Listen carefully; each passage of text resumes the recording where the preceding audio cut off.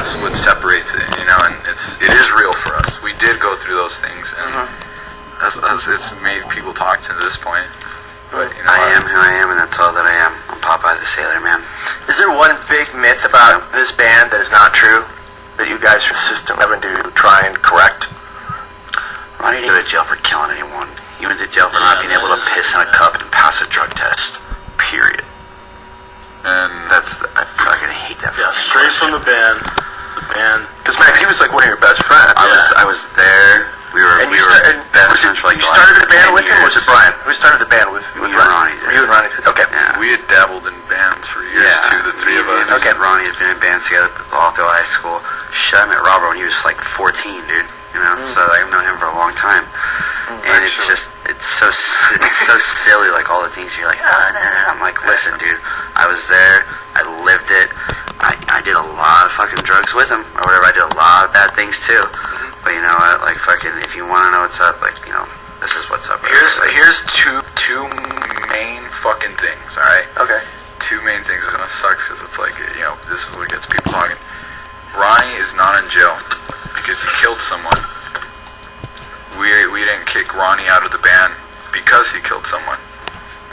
We're not in a band with him because he's a fucking asshole. He sucked to be around, and he was ruining our lives. And we had to move on, and we wanted to make music, and stars aligned, and we got Craig, you know. And Craig got us as well. And you know, and also, you know, he's gonna talk because it's what he likes to do, and that's what gets people's attention.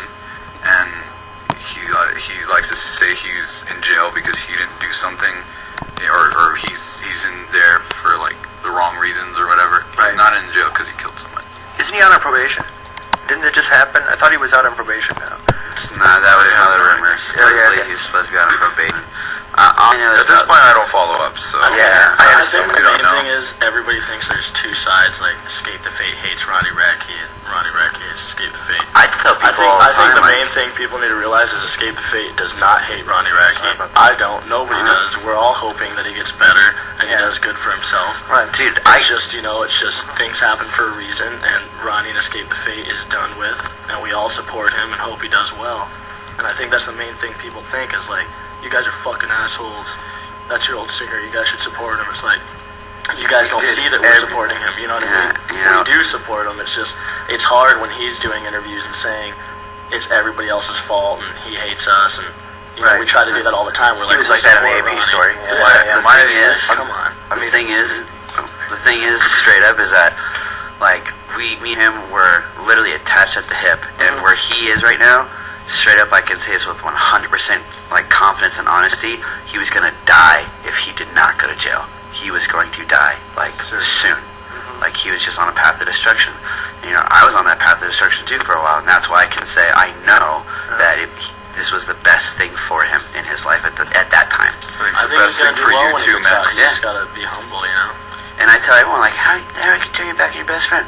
Fuck, if he gets out, dude, I'll go buy him a meal, dude. I want to hang with him again and just see how he's doing, because the Ronnie that I know, that I met when I was 15 years old, and the Ronnie that I knew, you know, at 23 and he was 24 when he was in jail or whatever else, is not this at all. And I love for that old Ronnie to come back and, you know, and him to turn into that again.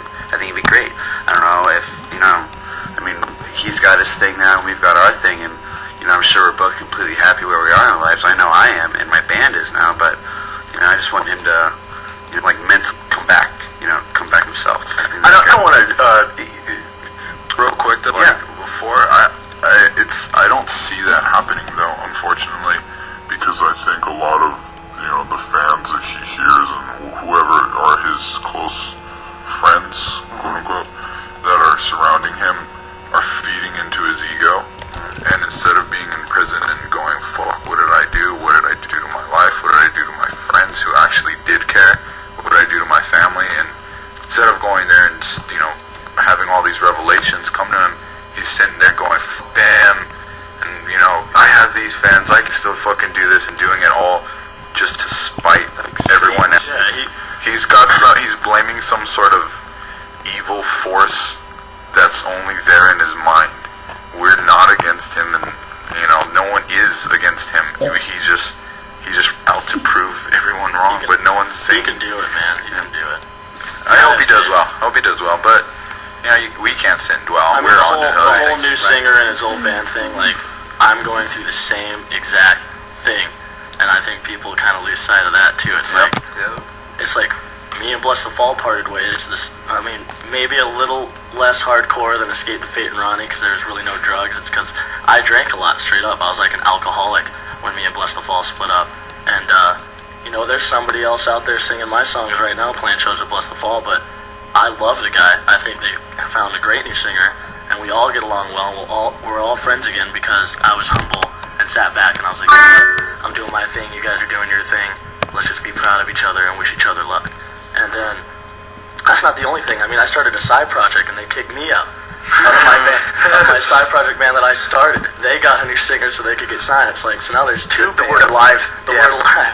So now there's two bands of new singers, and it's just like, at the end of the day, you just gotta be like, you know what, I just gotta continue. Some things doing are my thing. not meant to be. Yeah, exactly. And I guess once you put all those things aside, you realize, when you're a kid growing up, that you started this because you enjoy playing music, and that's what we're doing now. Yeah. Right. There was a piece. What I was going to say before was that I don't want to rehash the entire Ronnie story again, because I think that if anybody wants to read about it, they can pick up AP. They can go on the internet. They can find out what's and try and piece out the whole thing together. But there was a couple of notes on it as being musicians that are kind of like what you guys are dealing with now, and as struggling musicians, because you guys are in a very unique, very unfortunate spot, and that you're kind of dealing with afterbirth, I guess to a certain extent. Yeah. So there was a piece that was buried in one of the stories I read, Craig, where it was last spring, and it was in Vegas. And again, if this is a myth, if this is incorrect, just tell me, all right? But that it was one of your first shows that you had with the band. Extreme thing?